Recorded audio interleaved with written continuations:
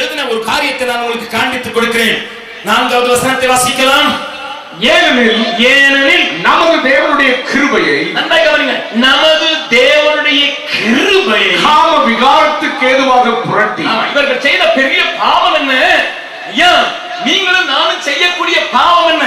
இயேசு என்னுடைய பாவத்தை மன்னித்தார், கழுவினார், கிருபையினால் ரட்சிக்கப்பட்டோம்.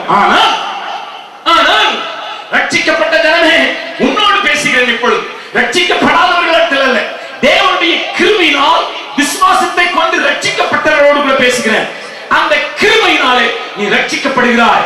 ஆனால் அந்த கிருபையை தேவன் எதற்கு தருகிறார் என்பதை மறந்துவிடக் கூடாது. எதற்கு தருகிறார் கிருபையை? Why God gives me grace? ஐயா, நான் நிர்மூலமாக இருக்கிறது கிருபை என்று புலம்பலிலே எரேமியா சொல்லுகிறானே, அதற்கு அந்த கிருபைக்கு என்ன அர்த்தம்? அந்த கிருபை உனக்கு எதற்கு கொடுக்கப்படுகிறது? இதை விருதாவாக மாற்ற முடியும், நீ உனக்கு சாதகமாக புரட்ட முடியும். அதைத்தான் இவர்கள் செய்யவில்லை என்று எழுதியிருக்கிறது. வாசிக்கலாம். தீத்துவுக்கு பவுல் எழுதின நிருபம் 2வது அதிகாரம் 11வது 12வது 13வது வசனத்தை வாசிக்கலாம். ஏனெனில் எல்லா மனுஷருக்கும், நன்றாய் கவனியுங்கள், எல்லா மனுஷருக்கும் ரட்சிப்பை அழிக்கத்தக்க தேவ கிருபையானது, ரட்சிப்பை அழிக்கத்தக்க தேவ கிருபையானது பிரசன்னமாகி நாம் அவபக்தியையும் லௌகிக இச்சைகளையும் வெறுத்து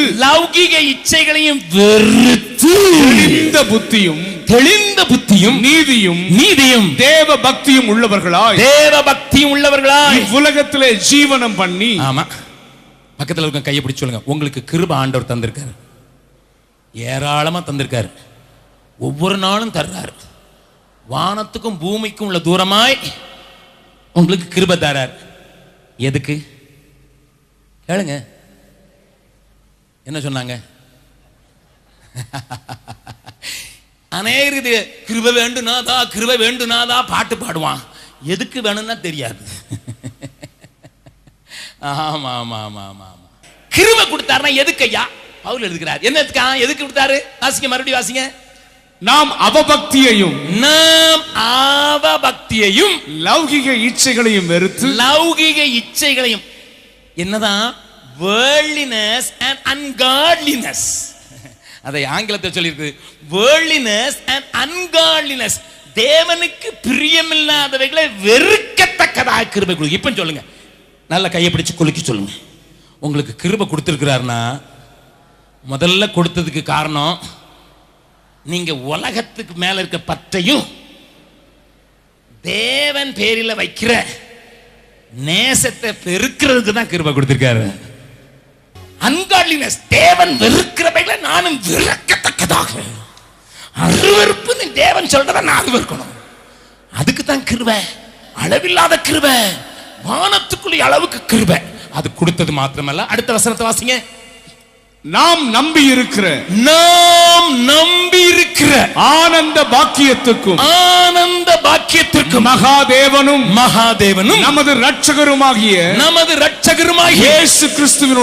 இயேசு கிறிஸ்துவினுடைய மகிமையின் பிரசன்னமாகுதலுக்கு, அல்லேலூயா, மகிமையின் பிரசன்னமாகுதலை எதிர்பார்த்து கொண்டிருக்கும்படி நமக்கு போதிக்கிறது. இப்ப மறுபடியும் சொல்லுங்க, கிருபை கொடுக்கப்பட்டது வெறுக்கிறதுக்கு மாத்திரமல்ல, எதிர்பார்த்து கொண்டிருக்கிறது. பக்கத்தில் நல்ல நல்ல மாப்பிள்ளை எப்போ வருவாரு, மணவாளன் சொன்னா நல்லா இல்ல, அல்லேலூயா, மாப்பிள்ளை எப்போ வருவாரு, வேசியும் எதிர்பார்த்து